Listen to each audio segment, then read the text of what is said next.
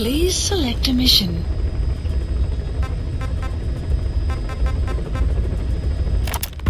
Boss, the CFA soldiers deployed to Walla Yamasa have been annihilated. There are no signs of combat, nor any endemic disease. All the adults just disappeared. Only children were left. All those kids were ever taught was how to fight, and now they're free of the control of adults. They've become a regular bunch of marauders, raiding nearby villages, beating people and destroying property. Our contract comes from the government. We're to locate this militia, these kids, and kill them.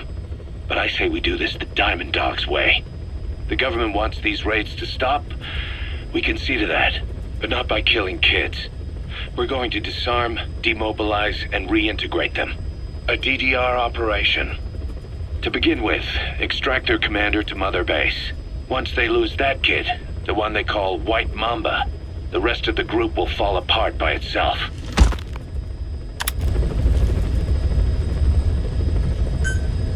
Mission accepted. Heading to Central Africa.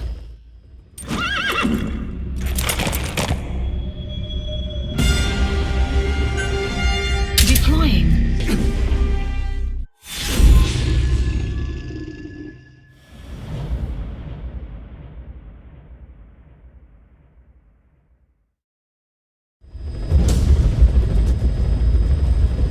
Capture the White Mamba, the child soldier's commander, and bring him back to Mother Base. First off, head for Walla Yamasa.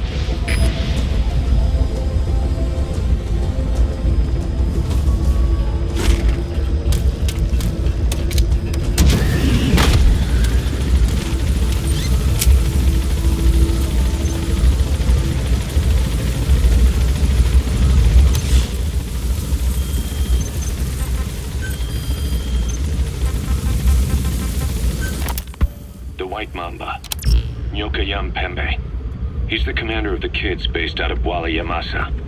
As you know, contract forces of Africa were stationed at that village. Anti-government forces hired ZRS to bring kids there from around Africa for training.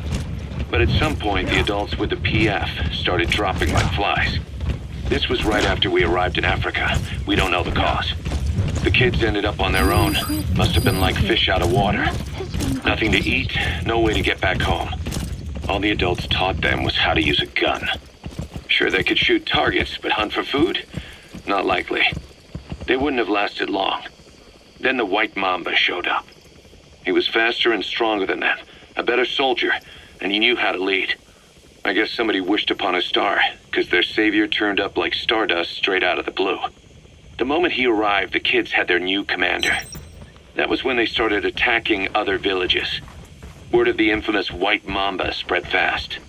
But it isn't just his combat skills that got people talking. As you can tell from the name, he's the only light-skinned kid in the unit. Not to mention the blonde hair and the blue eyes. Not common in those parts. We have no idea where he came from or what he's experienced. The kid's a huge blank. But I'm sure you'll know him when you see him. One other thing. He's still a kid, so don't kill him. Be careful not to hit him with anything lethal. Not even a flesh wound. Our mission objective isn't just suppressing a bunch of militants. This is a DDR operation of the kids in that unit. DDR stands for disarmament, demobilization, and reintegration. Disarmament is obvious. We take their weapons off their hands. The demobilization part means dismantling their military organization to ensure they can't arm themselves again. To do that, you need to capture the unit's commander and have him order his men to disband. In this case, the commander is the White Mamba. There's nobody above him, so he's all we need to grab. Finally, reintegration. Through education and occupational training, we give them a means to live besides war. A lot of kids born in a war zone don't know any other way to live. So before they find themselves back there, we teach them another skill. I'd like to establish this rehabilitation process at Mother Base. That's why we're bringing those kids back here. It's not so much for their sake. It's for the world that we're trying to create. No other way about it. Those kids are amateurs. Bad for business to have them running around where we're trying to work. Bring them all back if possible. Or as many as you can. He's coming too. Roger that.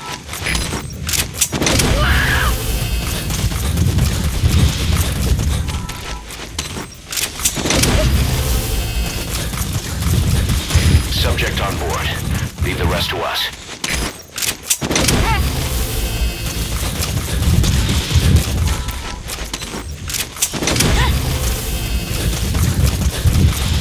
He's coming too. Roger that.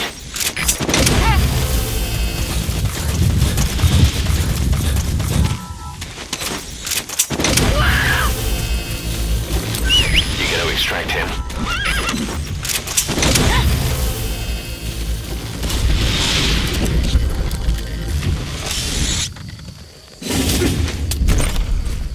Subject on board.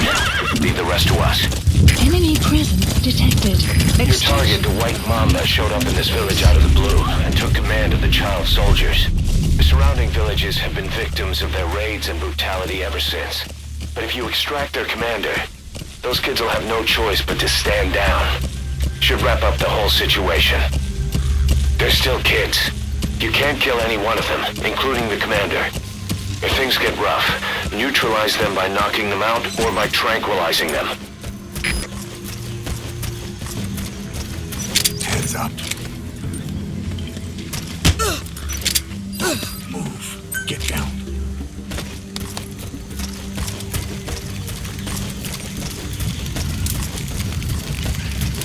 Heads up.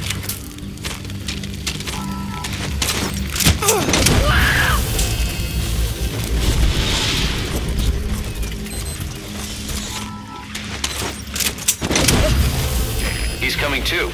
Roger that.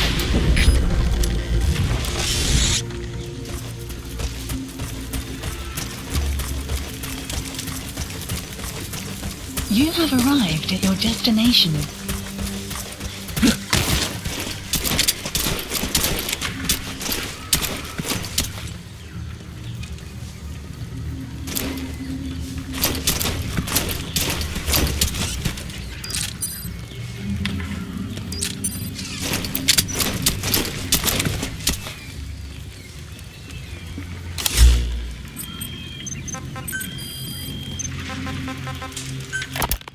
We finished decoding the informant's report. That floating kid we've run into a few times now. Looks like he was a test subject in clinical experiments. The Soviets called him the third boy. The third boy was brought to a lab on the outskirts of Moscow from Czechoslovakia, after which he was due to be sent to a research center in Leningrad, then Siberia, and finally an academic town in Novosibirsk. It doesn't appear that the researchers witnessed the talents we've seen from him, but nevertheless he was quite the popular subject. His latent cognitive abilities suddenly awoke en route to Moscow. According to the report, the third boy was easily influenced by other individuals' biofields. Evil thoughts, in particular. They affected his mind like a virus. Extreme anger or resentment, motives for revenge, in other words. Now, during the transport flight to Moscow, the boy was exposed to a powerful mental energy field coming from a certain individual. Ever since, being conscious of his powers, he's become a sort of energy generator. What's unique about him is the way his acute telepathic abilities get taken over by another person's will. The boy began to physically parasitize individuals experiencing extreme anger and codify the host's desires. This includes amplifying the host's natural strengths. Or, in accordance with the host's desires, he can also implant program code in another individual, making them a puppet, essentially. Human neural synapses transmit weak electrical currents between neurons. These electrical currents, though at a level difficult to observe, warp the magnetic field outside the body. The third boy is able to pick up these weak fluctuations. Contrary to psychotronics, which involves controlling the human mind, his abilities as a receptor are too high. The emotions he picks up from another individual are amplified and unleashed into his body as they recur in his brain. They turn into microwaves, which then affect the physical world, triggering paranormal phenomena like the spontaneous combustion of organic matter or psychokinesis, moving an object without touching it. There's one other thing. While he's parasitizing a host, the boy's ego gets shut away, allowing the will of the host to take control of his powers, like some annoying static drowning out your own voice. That means he isn't responsible for what's been happening. Somebody's extreme anger has manifested through the third boy's powers in ways none of us could have predicted, which would mean this was going on somewhere around us. Looking back on it, a lot of things make sense now. The man on fire, Sahelanthropus, they both came to life thanks to the third boy's powers. Everything has been happening through him as a catalyst. We first saw him in the hospital on Cyprus. The boy parasitizing the man on fire's desire for revenge gave him his new abilities in return. He next appeared at the Hamid Fighters Fort where the honeybee was hidden. There, the boy parasitized Skullface's vengeful mind. He controlled Sahelanthropus, making it do whatever Skullface wanted. Same goes for when we extracted Emmerich onto the chopper. When he appeared at the Devil's House in Central Africa, Skullface's will controlled the man on fire via the third boy's powers. Everything is clear up to this point. But even the informant couldn't pinpoint who the host was in the cave within Surat power plant. Sahelanthropus suddenly became active, then crushed not only the man on fire, but Skullface as well. Surely neither of them could have been the host. Who else? You gotta extract him. And or anger more extreme than either of them. Whose will was controlling Sahelanthropus? According to the report, emotions transmitted in children's brains. Subject on board. Leave the rest to us. Cerebral nerves are covered with insulation called myelin sheaths to increase impulse speed. The reason for this leakage... He's coming too. Roger that. Myelin sheaths are still developing. So, how many children do you remember being there? Children with a burning desire for revenge and bearing a grudge against you. I can think of only one. Eli. We don't know what kind of life he's had, but the resentment he's shown toward adults is nothing short of extraordinary. The third boy resonated with Eli's mind. And that means Eli bore the strongest animosity of all individuals within the boy's reception range, estimated to be a 3-mile radius, beating out even Volgan and Skullface. The third boy has probably remained hooked on Eli's anger since. You remember at the Devil's House, the third boy showed an interest in Shabani? That must have been his ego making a rare appearance. He may possess abilities far beyond anyone else in the world, but he's still a kid. Maybe them both being kids was enough to bring them together. And if so, maybe with Eli, he isn't feeding off him, but acting in symbiosis with him. So what kick-started the third boy's powers? If we look at the location and time that his plane went down, we can make a pretty good guess. When the plane experienced the first anomaly, it gave an accurate report of its position to a control tower, due north of the Black Sea, 125 miles east of Kiev. Dead south on the Black Sea is Cyprus's Green Line. So the plane's position was directly north of the hospital where you'd been asleep for 9 years. And this anomaly was reported at exactly the same time that you woke up. The plane was enveloped. You gotta extract him. From the inside out. The fuselage burnt to ashes. There were no survivors, at least not publicly admitted. Your thoughts formed a synchronicity with the boy's psyche and were amplified inside his brain. That would have been more than enough to trigger his abilities. Your rage was like a big bang in his head, blowing the lid off his powers. The boy was then secretly moved to the lab outside. Subject on board. Leave the rest to us. There, Volgan's thoughts resonated with the boy and he was awakened. Volgan became the man on fire, hell-bent on getting revenge on you. His instincts led him straight to you. Skullface knew Volgan from Operation Snake Eater, or perhaps from even before. Monitoring this pair of extraordinaries, he discovered the hospital and sent his assassin and XOF. Skullface was probably watching the situation from close by. Then, realizing how useful these two test subjects could be, he approached them. Reacting to Skullface's thirst for revenge, this time the boy let Skullface's will control Volgan. Volgan, at times driven by personal revenge, at times through Skullface's will, kept on moving, though his body was little more than dead meat. Perhaps there were moments where even your thoughts affected him as well. But without the boys' power, it was like the plug had been pulled from the socket. Everything was powered by anger, malice, revenge. This is how the end of the report sums things up. Both the third boy and the man on fire were originally test subjects of paranormal research for military applications, like telekinetically controlling the leader of an enemy nation and making him launch a nuke, or stopping the heart of someone on the wrong side of the Berlin Wall, experimenting with latent human abilities. They were used as tools of the Cold War. The boy's only crime was being born with unique gifts. But he was sacrificed on the altar of war. His life reduced to slavery under other people's wills. Turned into a living weapon with no will of his own. And eventually, the only emotion he could feel must have been the desire to get revenge for the hand he'd been dealt. Boss, it's you that awakened the boy's powers. But there's more to it than that. I guess the anger emanating from you was something he could truly relate to.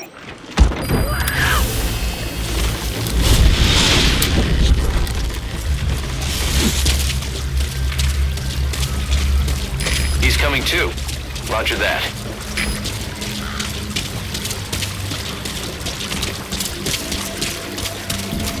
Extraction arrived at Mother Base.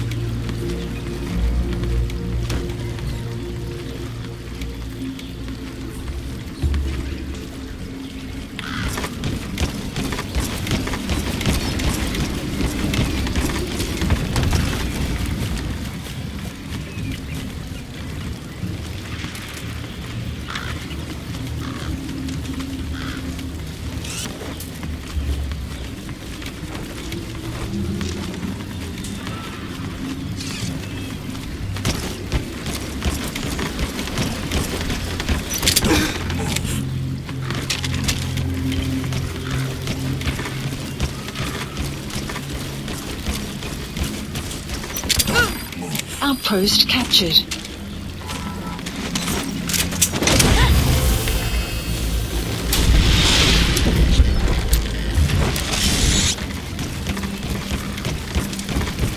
You gotta extract him.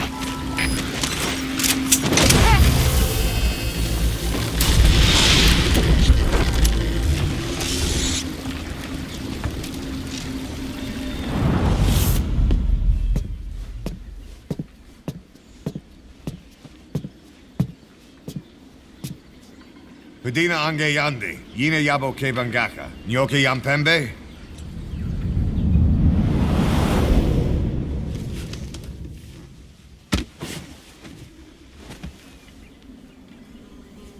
Kimamosa ke somomononde?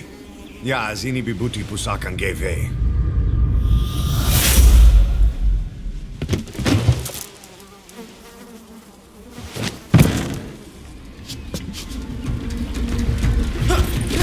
Extraction arrived at Mother Base.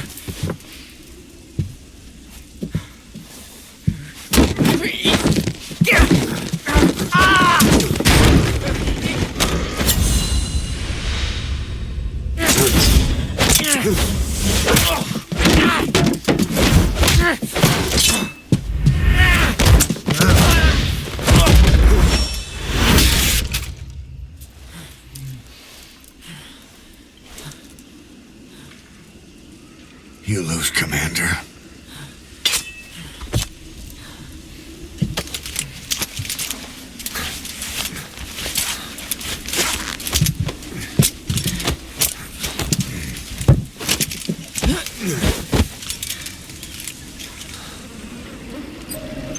Mission info has been updated. Support helicopter requested.